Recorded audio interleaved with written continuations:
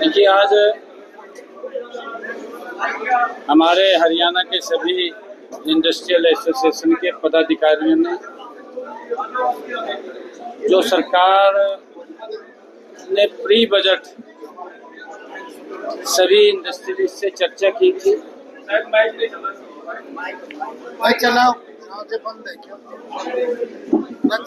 लेकर के जो सभी इंडस्ट्रियलिस्ट एसोसिएशन के पदाधिकारियों से हमने चर्चा की थी, जो इनके सुझाव आए थे, उन सुझावों को हमने बजट में समाहित किया और आज उसको लेकर के पूरे हरियाणा प्रदेश के इंडस्ट्रियल एसोसिएशन ने धन्यवाद कार्यक्रम रखा था। आज उन्होंने इस बात को लेकर के भी कहा कि जो हमने सुझाव दिए थे वो सभी सुझाव आपने बजट में लिए। मुझे खुशी है कि हमने जो ये 25-26 का बजट है, इस बजट में उद्योग विभाग के लिए 1848.12 करोड़ रुपए का प्रावधान इसमें किया है, जो पिछले वर्ष की तुलना में 129% ज्यादा है। और हम ये भी देखते हैं कि जब हरियाणा का गठन हुआ है, उसके गठन के बाद एक औद्योगिक शक्ति के रूप में हरियाणा उभर करके सामने आया है।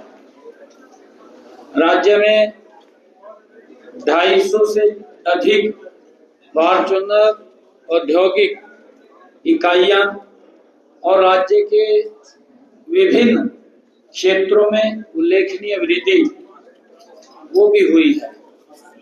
हम देखते हैं कि हरियाणा में जो एंटरप्राइजेस एंड एम्प्लॉयमेंट पॉलिसी 2020 जो हमने बनाई है, व्यापार प्रक्रियाओं को सरल बनाती है, निवेश को प्रोत्साहित करती है, एमएसएमई का समर्थन करती है, जिसमें ऑनलाइन हमने सिंगल विंडो सिस्टम के माध्यम से हरियाणा में ईज ऑफ डूइंग बिजनेस सूचकांकों में हरियाणा राज्य शीर्ष राज्यों के अंदर ये स्थान मिला है।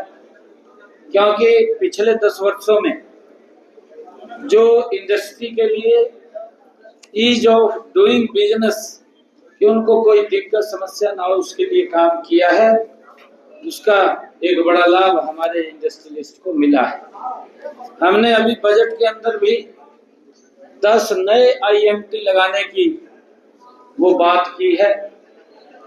पीछे खरखौदा में आईएमटी लगा और वो विश्व स्तरीय स्मार्ट औद्योगिक क्षेत्र के रूप में उसे विकसित करने की योजना हमने बनाई है, जिसमें भूमि मांग पंजीकरण और ई भूमि के ऊपर पोर्टल के माध्यम से वो HSIIDC द्वारा किया जाएगा।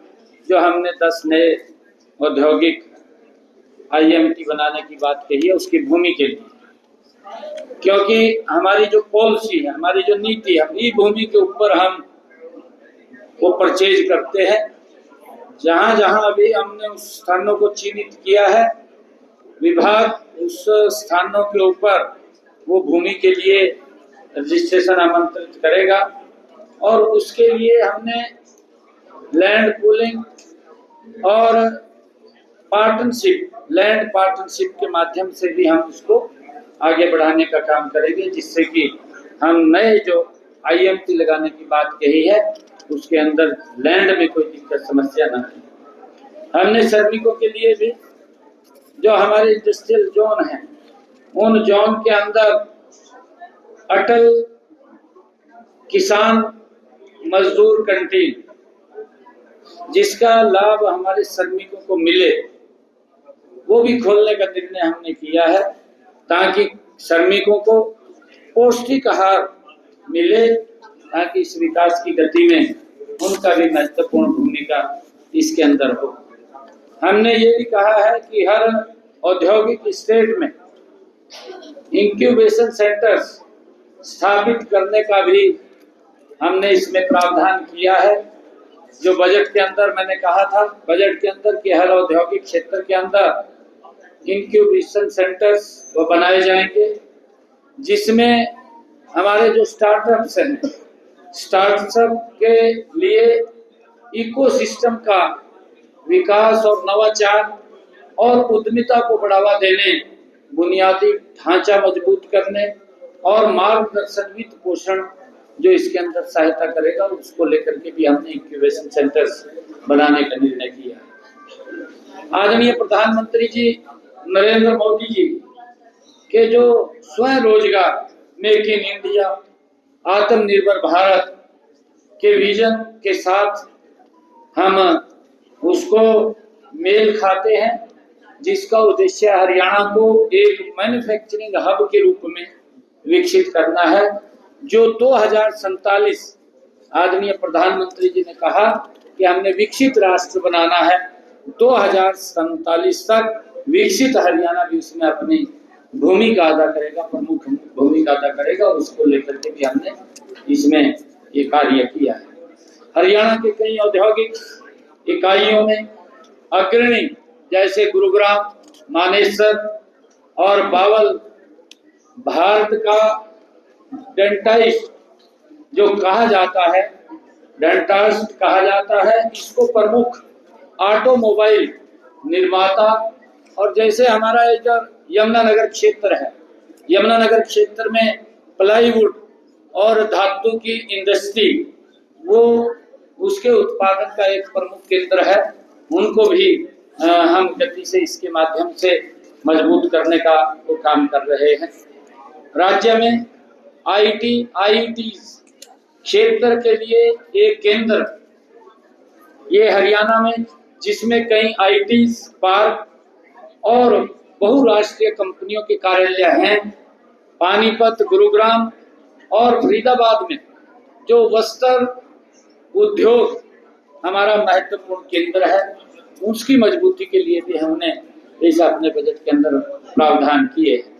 हमने बजट के अंदर गैर मान्यता प्राप्त औद्योगिक क्लस्टरों को वैध करने का भी उसमें निर्णय किया है। जो अनऑथराइज क्षेत्र है उनको ऑथराइज करने का भी निर्णय इसमें किया है, जिसमें 10 एकड़ भूमि पर या 50 या उससे अधिक जो इकाइयां चलाने वाले उद्योगों पर अब सभी विभागों से वैध करने का निर्णय हमने किया है, उनको वैध किया जाएगा।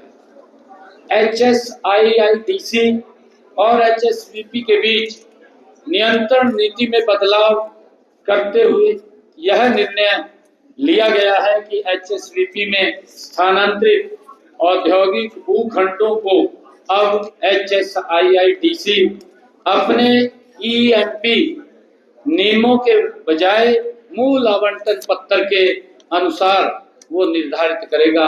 ये भी निर्णय इसके अंदर हमने किया है। जैसा मैंने बताया है कि मेक इन हरियाणा राज्य को मैन्युफैक्चरिंग, डिजाइनिंग और नवाचार का वैश्विक केंद्र बनाने के लिए विशेष प्रोत्साहन योजनाएं लागू की जाएंगी, जिससे कि इसको गति से आगे बढ़ाया जाए। नए 10 औद्योगिक मॉडल टाउनशिप IMT की स्थापना IMT खरखौदा की तर्ज पर की जाएगी। उसके लिए भी हमने पूरी रणनीति योजना बनाई है। राई, बावल और मानेसर जैसे औद्योगिक क्षेत्रों में श्रमिकों के लिए डॉर्मेट्री और सिंगल रूम हाउसिंग की व्यवस्था भी की जाएगी, जिससे श्रमिकों के जीवन स्तर में सुधार हो, उनको दिक्कत ना हो। मल्टी लेवल पार्किंग की सुविधा प्रत्येक औद्योगिक क्षेत्र में विकसित की जाएगी।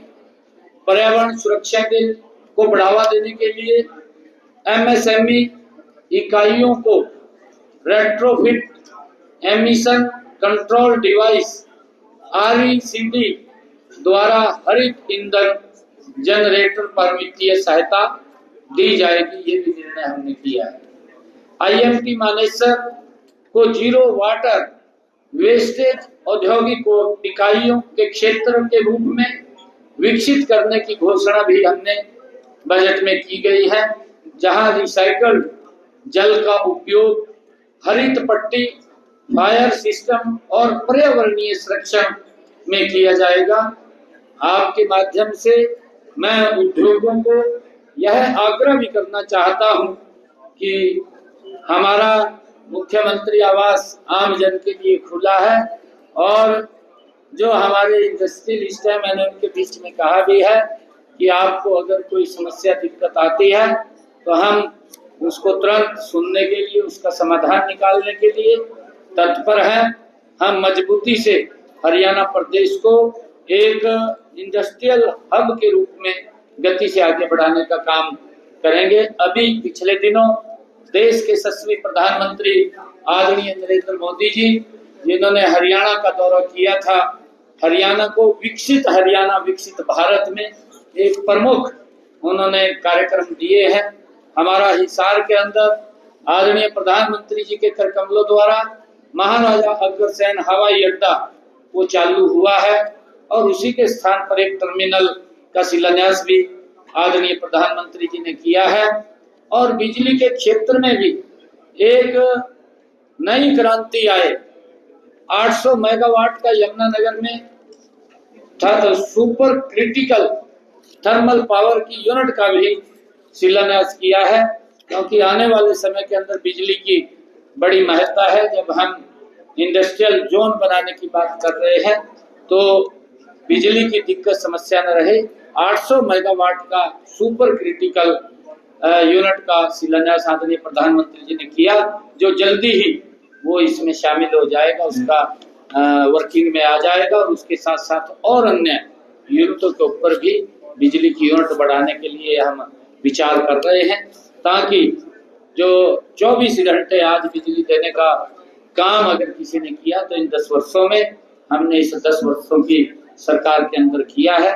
आज क्योंकि सभी इंडस्ट्रियलिस्ट से बैठ करके बातचीत हुई है, इसके लिए मैं सभी का धन्यवाद भी करता हूँ। आज इसके ऊपर जो चर्चा विचार हुआ नहीं, देखिए, क्योंकि लगभग उनके जो सुझाव हमारे पास आए थे उन सब सुझावों को हमने सम्मिलित किया है, और जो कुछ उनके हमने कहा भी है, आज भी मैंने कहा है कि आपकी तरफ से जो पॉजिटिव सुझाव इसके हित में आएंगे, कि ताकि हम और इन्वेस्टर्स को कैसे यहाँ ला सके, कैसे इंडस्ट्री को और बढ़ा सके, क्योंकि इसके लिए एक हमें सबसे पहले तो रोड का इंफ्रास्ट्रक्चर बहुत जरूरी है। रोड के साथ साथ रेलवे की कनेक्टिविटी जरूरी है और एयर की कनेक्टिविटी जरूरी है। हरियाणा के लिए ये तीनों चीजें आदरणीय प्रधानमंत्री जी के नेतृत्व में हमारी डबल इंजन की सरकार ने इन 10 वर्षों के अंदर मजबूती से वो खड़ी की है। और आज अगर हरियाणा के अंदर रोड की कनेक्टिविटी की हम बात करें तो किसी भी कोने में अगर हम खड़े हों और हमने दिल्ली एयरपोर्ट पे पहुंचना है तो मात्र 2.5, 3 घंटे के अंदर हम पहुंच जाते हैं।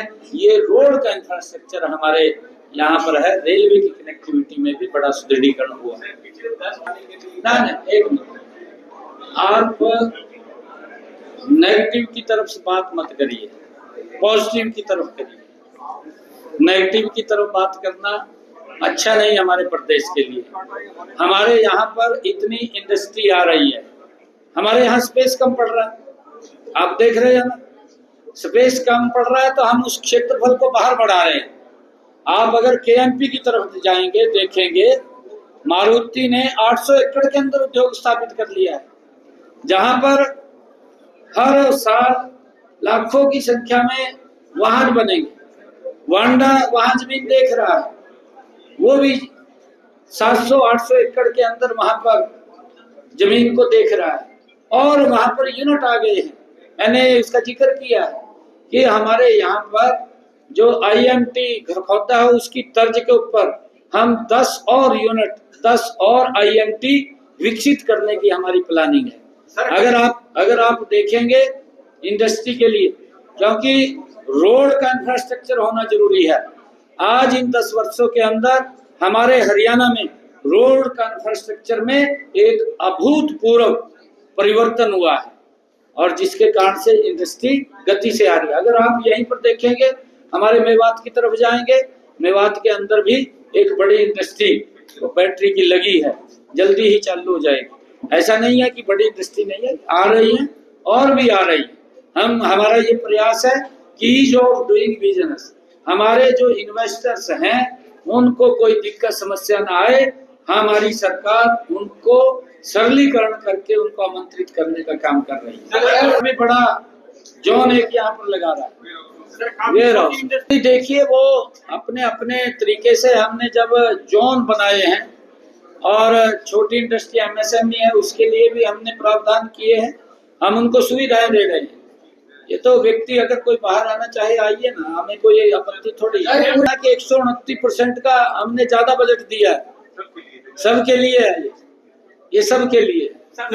ये वो अलग अलग, आजकल मैंने जो रोड्स की कनेक्टिविटी की बात कही है, आप हमारे जो पोर्ट्स हैं, बाहर से जो रॉ मटेरियल आता है, कुछ देश से रॉ मटेरियल आता है, हमारे यहाँ टेक्सटाइल इंडस्ट्री पानीपत के अंदर है।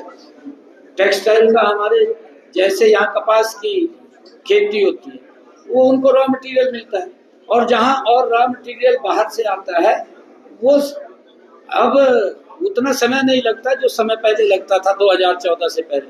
अब तो उसका सरलीकरण हो गया है और लोगों तक वो पहुँचता है।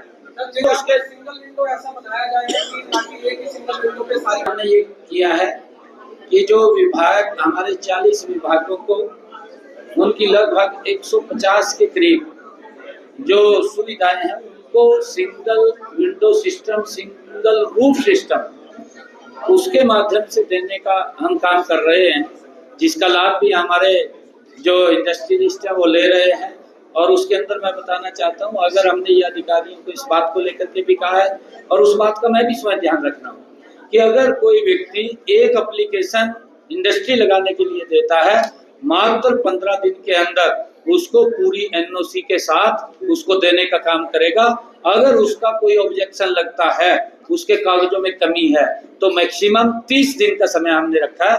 30 दिन के अंदर उसको ठीक करके उसको एनओसी देने का काम हमारी सरकार नहीं, उसका मैं भूमि पूजन करने वाला हूँ जल्दी, और इधर भी उसका काम चालू हो गया। करनाल की तरफ, अगर कुंडली की तरफ जाएंगे, IITC जिसके जल्दी ही वो भी उस साइड में काम चालू होगा, और इधर हम भूमि पूजन कर रहे हैं मेट्रो का, जिससे कि लोगों को इसका लाभ मिले। दिल्ली से एनओसी आ चुकी है क्या? माने दिल्ली कहा जाता है केजरीवाल सरकार एनओसी नहीं, देखिए डबल इंजन सरकार का फर्क पड़ता है, कोई किंतु परंतु नहीं रहता, और ये काम गति से अब होंगे, सब काम होंगे। हरियाणा में ट्रिपल इंजन है, हरियाणा में ट्रिपल इंजन नहीं बैठा, वो मंत्री जी ने भी बात किया था, परंतु उनको जो भी एक्वायर लैंड हुई थी उस टाइम एक्वायर के समय उनको सारा का सारा जो पैसा था वो दिया गया है, उन्होंने उसको स्वीकार भी किया है, और कुछ को अगर कोई दिक्कत थी दोबारा भी उसके अंदर भी कमी थी कोई, वो भी पूरी की गई है। अब ऐसा कोई विषय नहीं है।